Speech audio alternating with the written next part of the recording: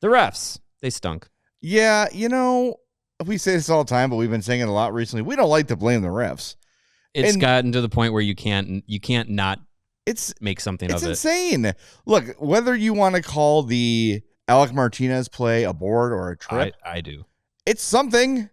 It's definitely something. It's not nothing. A man almost got murdered on the ice. That is something. Yeah. Let alone Jason Dickinson has to take the extra 2 and 10 for the fight, and then ridiculous. You've got Ryan. I almost said Ted Donato. Good Lord, Ryan Donato on a clear breakaway, a blatant slash. Oh yeah.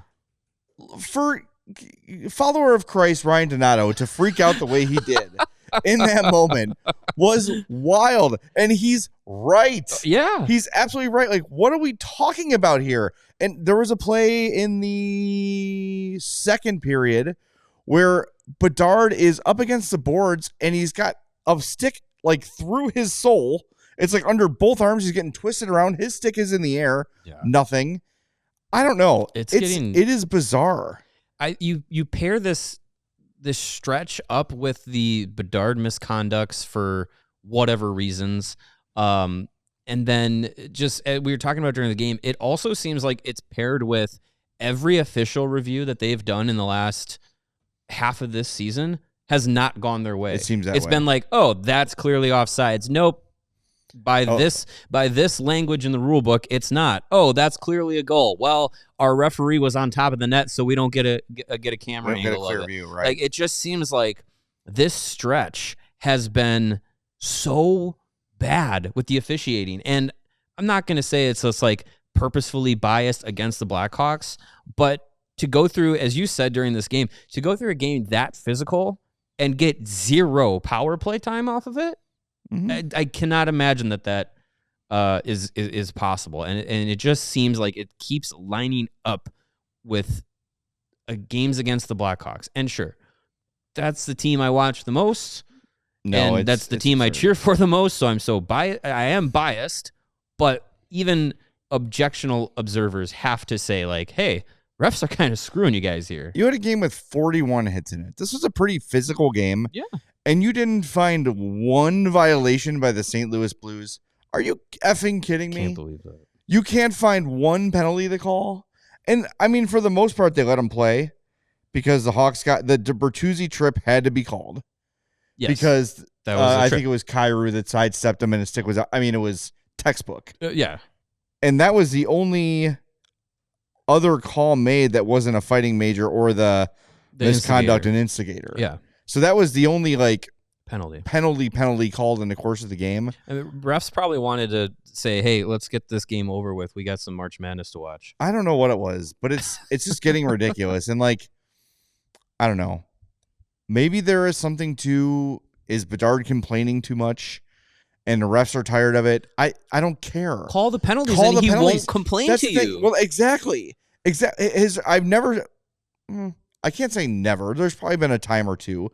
But when I see Connor Bedard complaining about a call, it should have been a penalty. Yeah. And we talked about it in the misconduct game. Sorry to interrupt you. No, but in the misconduct game where it's like the concept of a young player has to earn a call, your job as referee is to watch the game as if the players don't have numbers on. Right. It is, was that a penalty or not? I don't care who did it. I don't care who received it.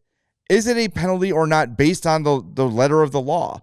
And there have been so many times, especially over the last 4, 5, 6 games, where it's palms up several times a night. Like, where's the call on that? It's break your stick on the ice time. I cannot. Yeah, I can't believe that we're at that point, and it just seems like. You'd even think like, hey, you guys are at the bottom of the league here. We know you're outmatched.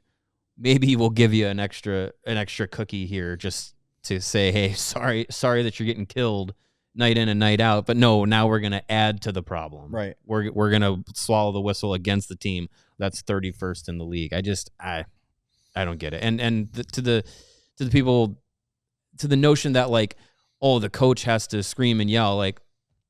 Yeah, that gets in the ref's ear. Yeah, that I feel like at some point that also for NHL refs goes from, oh, okay, I hear you, I'll look out for it, to, no, you can't talk to me that way. Now you get a bench minor too, because I don't like how you're talking to me. Like, it gets ridiculous. Well, what was the game?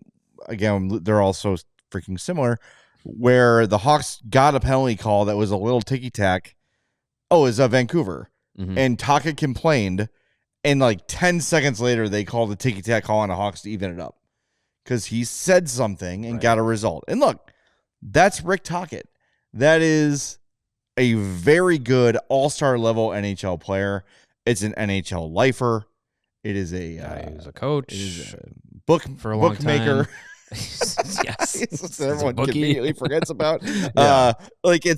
He has a earned reputation throughout the league, so I understand it. It doesn't make it right. It doesn't make it right that different coaches and different players get different treatment.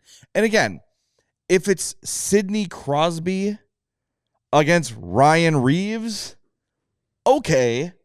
You know what I'm saying? Like, Crosby's going to get the benefit there because it is a career enforcer versus a Mount Rushmore hockey player. Mm-hmm. But in terms of the average game and average interaction, what has Ryan Donato done to not earn a call from a ref? What is Alec Martinez? If Alec Martinez can't get a call, right? What are we doing?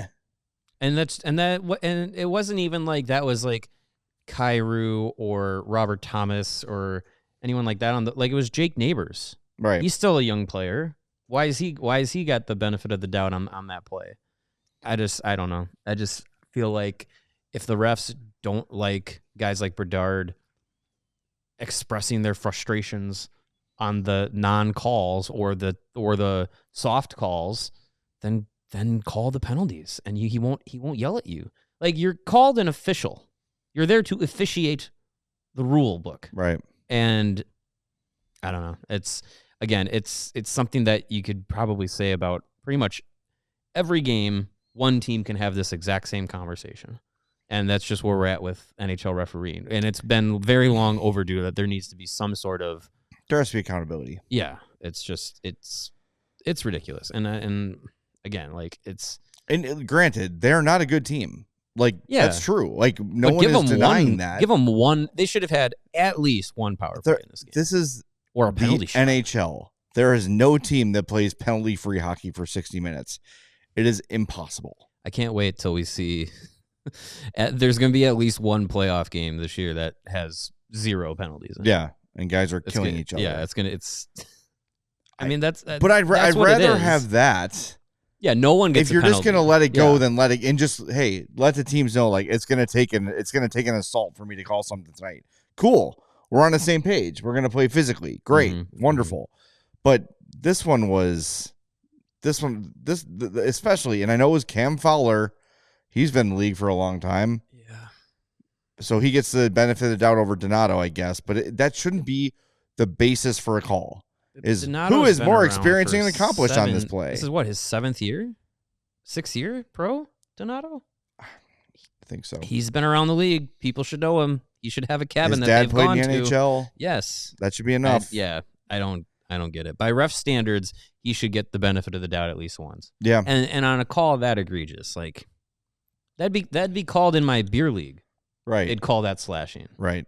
And I think we are sort of debating about the Martinez call because in real time it's hard to see, because it looked like Neighbors and Martinez were kind of doing we're going to agree to scrum on the boards and fight for the puck, and then I think it was Neighbors' stick that caused Martinez's foot to kind of catch and cause the fall. Yeah.